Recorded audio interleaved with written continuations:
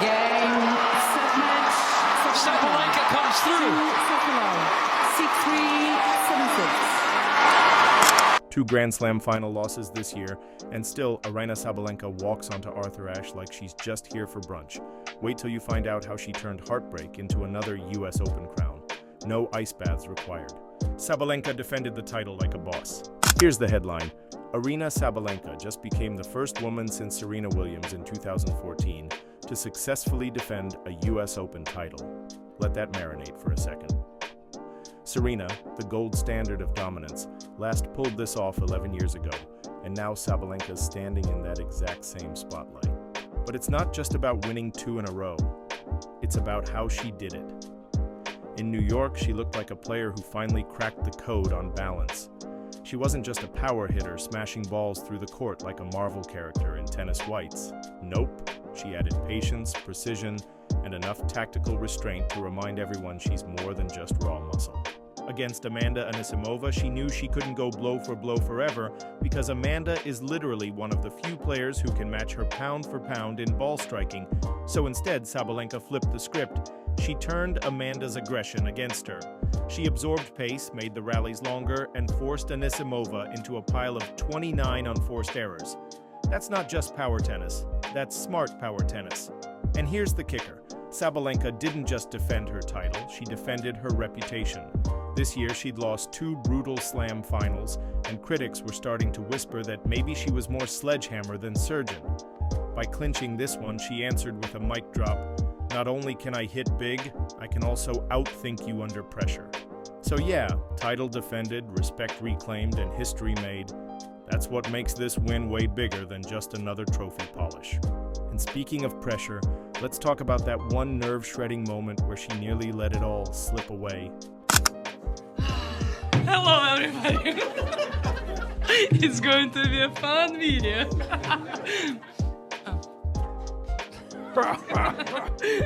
I don't really know where to go after this, to tell you the truth. Do we have glasses? I'm good, thank you very much. Guys, that was First fun. of all, congratulations. Magnificent tournament. Very well done. That nerve-wracking serve out that wasn't. All right, picture this. Sabalenka is standing at 5-4 in the second set, racket in hand, one good service game away from back-to-back US Open titles. This is the moment you dream of as a kid. You're serving for the championship under the bright lights of Arthur Ashe, the crowd buzzing, the adrenaline pumping, and then, boom. Nerves crash the party like an uninvited guest at your wedding. Her serve, usually a bazooka, suddenly looked more like a Nerf gun. The double faults crept in, the first strike aggression wobbled, and Amanda Anisimova smelled blood. The crowd roared as if they were about to witness a collapse straight out of the Sports Meltdown Hall of Fame. It was one of those classic tennis moments where you could feel the tension not just in the arena, but through the TV screen in your living room. Now, here's why this is huge. Sabalenka has a bit of a history with these high-stakes hiccups. Earlier in her career, nerves in big matches often turned her into her own worst enemy, spraying errors, rushing points, unraveling like cheap yarn. So when she botched that chance to serve it out, fans had flashbacks. Uh-oh, here we go again. But this time, different story. Instead of spiraling, she reset. She didn't panic, didn't overcompensate, didn't let the pressure write the ending. She tightened up, stepped into the tiebreak, and suddenly looked like the ice-cold version of herself that wins titles. She dominated that breaker 7-3, closing the door with authority. And here's the stat that makes it even crazier. That was her 19th consecutive tiebreak win of the season. 19. She's basically turned breakers into her private cheat code.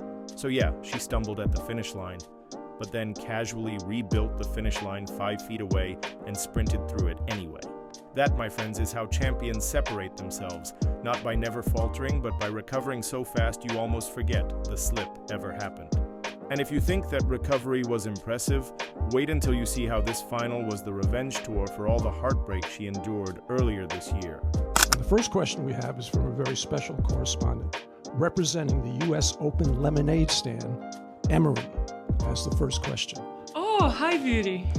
I think we haven't done, or we've done interview together, no? Yes. remember you. Hi, Aryna, congratulations. Thank you. How does it feel to win the US Open again?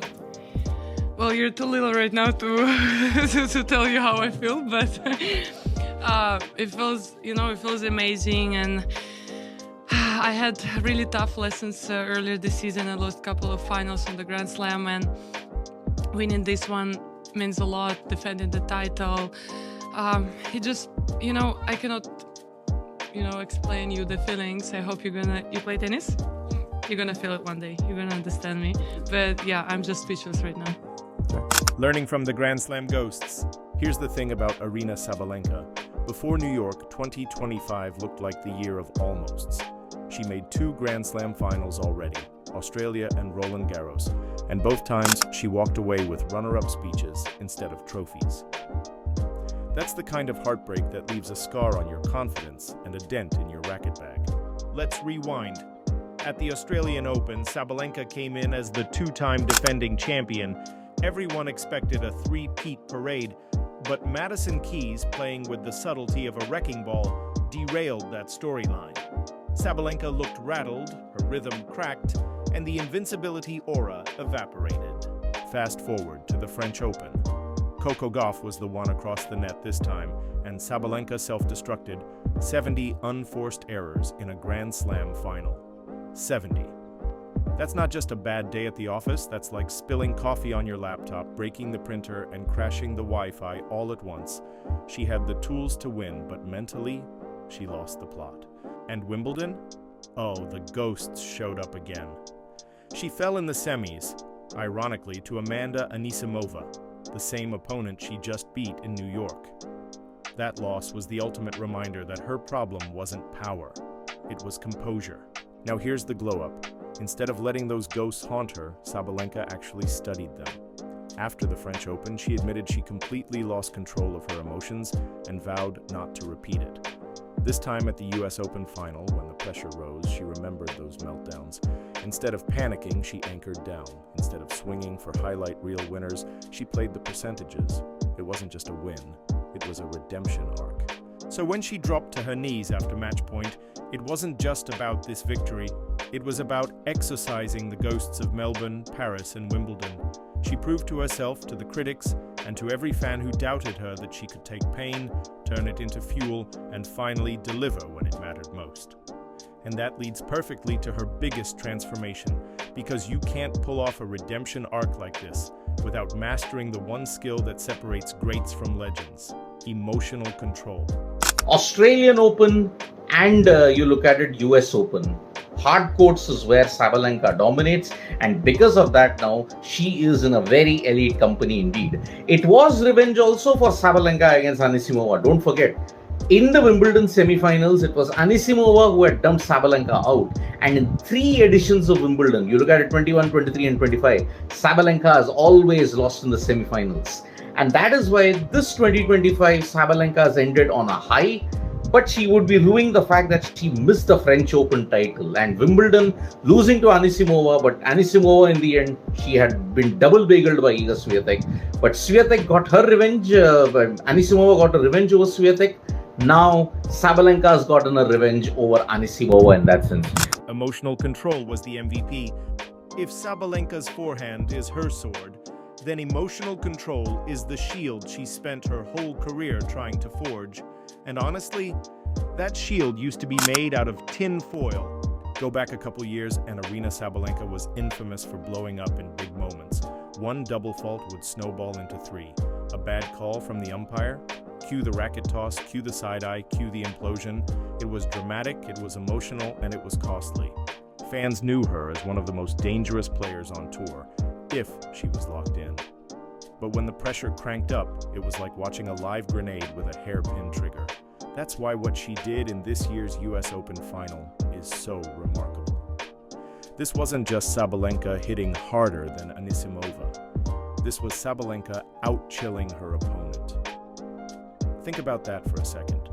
The same woman who once unraveled in finals because her emotions hijacked her tennis just kept herself cool in front of 25,000 New Yorkers chanting for the American underdog. And let's be real, the script almost flipped again. At 5-4 in the second set, serving for the championship, those old ghosts crept in. She tightened up, got broken, and suddenly the stadium was roaring for Anisimova. That was the moment where past Sabalenka would have gone full meltdown mode. We're talking double faults, wild swings, probably yelling at her box while the match slipped away. But not this time. This Sabalenka literally said, "Nope, not today." She reset, took a breath, and went into the tiebreaker like it was a business meeting. No drama, no panic, just clinical execution. She played the breaker like a surgeon, not a slugger, sealing it 7-3. That was her 19th consecutive tiebreak win this season. 19. That's not just confidence, that's a player who's trained herself to thrive when the tension is at its absolute peak. And here's the wild part. She even admitted afterward, "There were moments I was close to letting it go, but I kept calm." That's honesty. That's growth. That's evolution. And honestly, that's scarier for the rest of the tour than her 120 mm serves, because now she's proven she can master not just her opponents, but herself. So yes, her power won points, but her composure won the title. And if you want proof that this wasn't just vibes and breathing exercises, let's pull up the receipts. The stats don't lie, and they paint the picture of a player who was sharper, steadier, and deadlier when it counted. Aryna, when she came back to 5-all and the way the crowd reacted, I just wonder, was that a challenge at all to that mental fortitude you've been talking Yeah, you know, in this match, in the first set when she brought me back, and then at the end of the second set when she brought me back, there was like 2 moments where I was really close to lose control. But at that moment I told myself, like, no, it's not going to happen. It's absolutely okay, and that's what, like, you know, you expect in the final, that the player gonna fight back and will do her best to get the win. So I was just, you know, trying to focus one step at a time. Stats don't lie, she was sharper. All right, let's strip away the drama for a second and look at the cold, hard numbers. Because if feelings tell the story, stats prove it. First off, Sabalenka was a breakpoint assassin. She converted 5 of 6 chances. That's an 83% success rate, which is basically the tennis equivalent of hitting every green light on your way to work. Anisimova, on the other hand, she created chances, yes, but she only converted 3 of 8. That's 37%. That gap is the difference between lifting the trophy and giving the runner-up speech through tears. Now let's talk errors. Sabalenka finished the match with 15 unforced errors. That's tidy, disciplined tennis, especially under Grand Slam final pressure. Anisimova, she coughed up 29. That's almost double. And here's the kicker. Sabalenka actually hit fewer outright winners than Anisimova, 21 to Amanda's 22, but her winners came at the right moments. Efficiency beat fireworks. Precision beat chaos. And then there's the tiebreak stat, which deserves its own line of respect. Sabalenka has now won 19 consecutive tiebreaks this season. 19. That's not luck, that's a weaponized mental edge. When a set is balanced on a knife's edge, she becomes the person holding the knife.